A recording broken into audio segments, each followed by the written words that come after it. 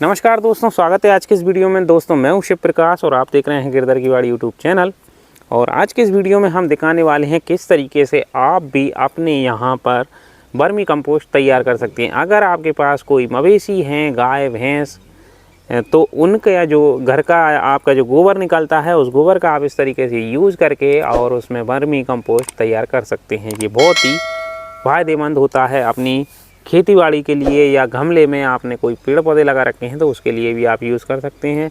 देख सकते हैं हमने यहाँ 1 मीटर बाई आधे मीटर का बेड तैयार कर लिया। हालांकि हमारे पास और भी बहुत सारा गोबर है, लेकिन वो काम हम लेबर से करवाएंगे। हमने फ़िलहाल में अभी खुद ही यहाँ पर 3-4 तसला तगाड़ी गोबर भर के डाल लिया है। और केंचुआ जो हमने यहाँ पर स्टोरेज कर लिया था उसमें से निकाल करके, जो पुराने बेड थे उसमें से जो केंचुआ हमने निकाल लिया था, देख सकते हैं आप कितना गुच्छे में इकट्ठा हो गया है।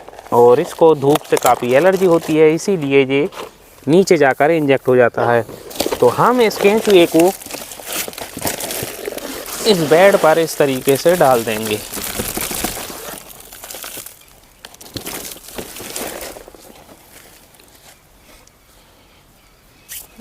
ये केंचुआ डाल दिया है और साथ में हमको डालना पड़ेगा पानी, क्योंकि ये सूखा गोबर नहीं खाता है।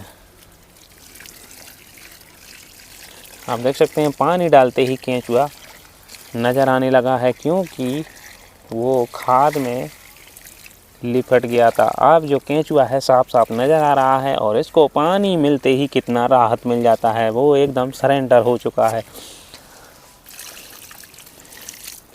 ये देख सकते हैं आप, पानी मिलते ही उसको काफ़ी ज़्यादा रिलीफ मिल रहा है, एक जगह सरेंडर हो चुका है और धीरे धीरे रेंग कर ये इसमें इंजेक्ट हो जाएगा और अपना कार्य तुरंत ही शुरू कर देगा। बहुत काफ़ी दिनों से इसको ताज़ा गोबर खाने को नहीं मिला था, लेकिन अब इसको ताज़ा गोबर भी हमने डाल दिया है तो ये इसमें इंजेक्ट हो जाएगा और कुछ समय बाद ही अपना भोजन बनाना शुरू कर देगा और हमारे लिए बहुत ही जल्दी एक अच्छा वर्मी कंपोस्ट तैयार कर देगा। आप देख सकते हैं कि रेंगना इसने प्रारंभ कर दिया है हल्के से, ये इसमें इंजेक्ट होने के लिए एक्टिवेट हो चुका है।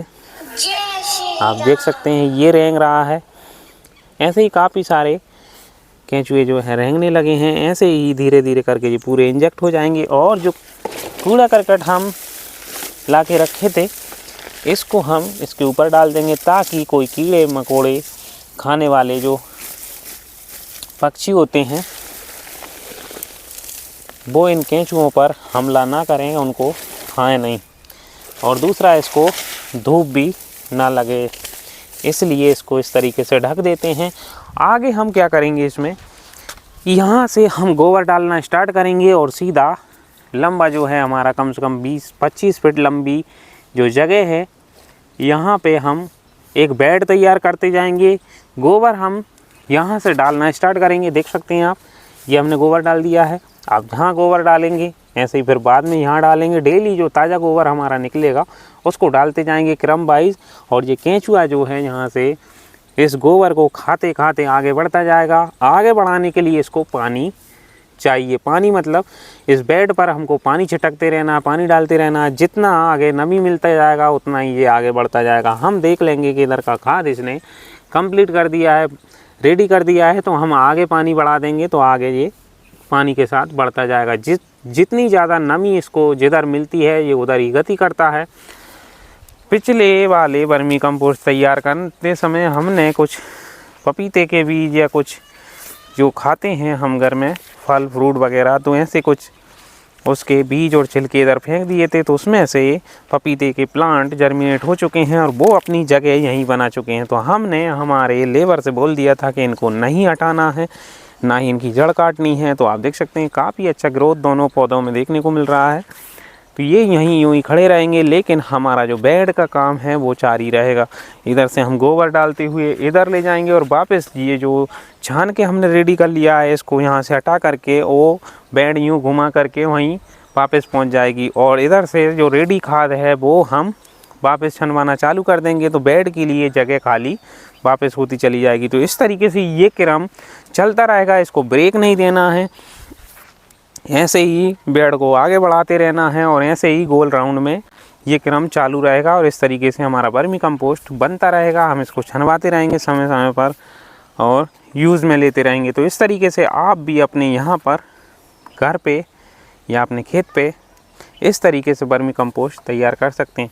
एक और मैं विशेष बात इसमें बताना चाहूँगा आपको, जैसे हमने ये जगह सेलेक्ट करी है, हमारा ये खेत है, नीचे इसमें मिट्टी है, केंचुआ पानी के अभाव में नीचे मिट्टी में इंजेक्ट ना हो उसके लिए हमने ये तिरपाल लगा दिया है। तिरपाल इसको नीचे जाने से रोक लेता है।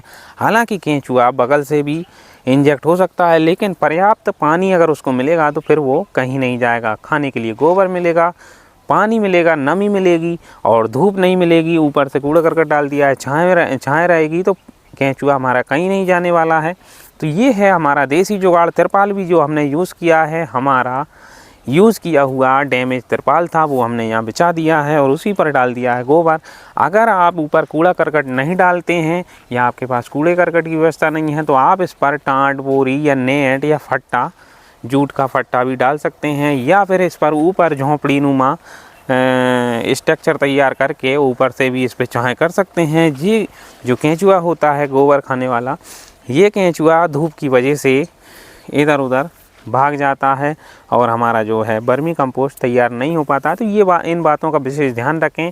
वीडियो में जो जो भी बताया गया है आप इस तरीके से अगर फॉलो करेंगे तो आप वर्मी कंपोस्ट बनाकर तैयार कर सकते हैं। मैंने आपको क्वांटिटी बताई है, उस अनुसार आप काम कर सकते हैं। पिछले वीडियो में जैसा आपने देखा होगा, फिर बता देता हूँ। 1 बाई 1 मीटर की गोबर की बेड को 2 महीने में वर्मी कंपोस्ट तैयार करने के लिए 1 किलो केंचुआ पर्याप्त रहता है। कम से कम 1 किलो केंचुआ होना चाहिए, उसकी क्वांटिटी सही होना चाहिए। कई जगह आप जब केंचुआ लेने जाते हैं तो वो लोग क्या करते हैं, उसके साथ गोबर की मात्रा रख देते हैं और तौल के दिखा देते हैं कि भाई जी 1 किलो केंचुआ हो गया, लेकिन उसकी क्वांटिटी कम रहती है क्योंकि गोबर का वजन रहता है तो केंचुआ हमारा कम रहता है। उसकी वजह से जो है हमारी जो खाद है जल्दी से तैयार नहीं हो पाती है और आप लोग ये समझ बैठते हैं कि अरे ये बकवास है, लेकिन ऐसा कुछ नहीं है। अगर आप 1 मीटर की बेड के लिए 1 बाई 1 मीटर की बेड के लिए 1 किलो केंचुआ रखेंगे तो आपका जो खाद है लगभग 1.5 से 2 महीने में तैयार हो जाएगा। और केंचुए की मात्रा कम रखेंगे तो उतना ही टाइम ज़्यादा लगेगा। तो ये विशेष ध्यान रखने वाली बात है। मेरा प्रैक्टिकल है, मैंने खाद बनाया है कई बार, पहले भी कई सारे वीडियो लाया हूँ, आज फिर ये वीडियो लेकर के आया हूँ। अगर वो वीडियो आपने नहीं देखे हैं तो आप हमारे चैनल पेज पर जाकर वो वीडियो देख सकते हैं। वैसे मैं डिस्क्रिप्शन बॉक्स में आपको लिंक दे दूँगा, वहाँ से भी वो वीडियो आप देख सकते हैं। तो दोस्तों ये वीडियो अच्छा लगा हो तो इस वीडियो को लाइक करें और अपने किसान भाई मित्रों को शेयर करें। और ये तरीका हमारा कैसा लगा, इसमें 1 भी रुपये की लागत नहीं आती है। तरीका अच्छा लगा हो तो कमेंट सेक्शन में कमेंट करके ज़रूर बताएं आप वीडियो कहाँ से देख रहे हैं ये भी, और अपना नाम भी ज़रूर कमेंट सेक्शन में कमेंट करें ताकि हमको पता चले कि आप ये वीडियो कहाँ से देख रहे हैं। तो दोस्तों उम्मीद करता हूँ ये तरीका आपको अच्छा लगा होगा। इसमें 1 भी रुपये की लागत नहीं है। तिरपाल जो हमने लगाई है वो हमारी यूज़ करी हुई डैमेज तिरपाल है और जो गोबर हमने डाला है वो हमारा घर का गोबर है। आपके यहाँ भी कई जगह किसान भाई हमारे मवेशी रखते हैं तो घर में बहुत सारा गोबर निकलता होगा, वो यूँ ही हम उसको एक तरफ डाल के और सूखने के लिए छोड़ देते हैं तो वो ख़राब हो जाता है, उसके तत्व ख़राब हो जाते हैं। उसको बिल्कुल ताज़ा का ताज़ा ही इस तरीके से ढक देना है और केंचुए उसमें डाल देने हैं तो आप वर्मी कंपोस्ट बना सकते हैं। तो इस तरीके से आप बिल्कुल जुगाड़ से काम कर सकते हैं बिना 1 रुपये खर्च किए हुए। आपने देखा होगा कि कई जगह उद्यानी अधिकारी, ग्राम सहायक वो क्या करते हैं कि एक वर्मी कंपोस्ट वाला एक बैग होता है काफ़ी बड़ा साइज़ का, उसको हमको उसकी एडवाइस देते हैं तो वो काफ़ी कॉस्टली होता है और उसमें इतना अच्छा प्रॉपर तरीके से काम नहीं कर पाते हैं। उसका कारण ये है कि उसमें हम एक बार गोबर को भर देंगे, फिर पूरा जब कंप्लीट हो जाएगा तो उसको खाली करना पड़ेगा। लेकिन ये तरीका बहुत ही अच्छा समझता हूँ। इसमें एक तो लागत नहीं आने वाली है, वो जो बैग हम खरीदते हैं वो काफ़ी कॉस्टली होता है, हालांकि वो कुछ सब्सिडी पर देते हैं, लेकिन मैं तो वो लागत जो होती है उसको बेकार समझता हूँ। क्योंकि जब हमारा काम बिना लागत के हो रहा है तो हम बिना लागत के क्यों ना ये काम करें।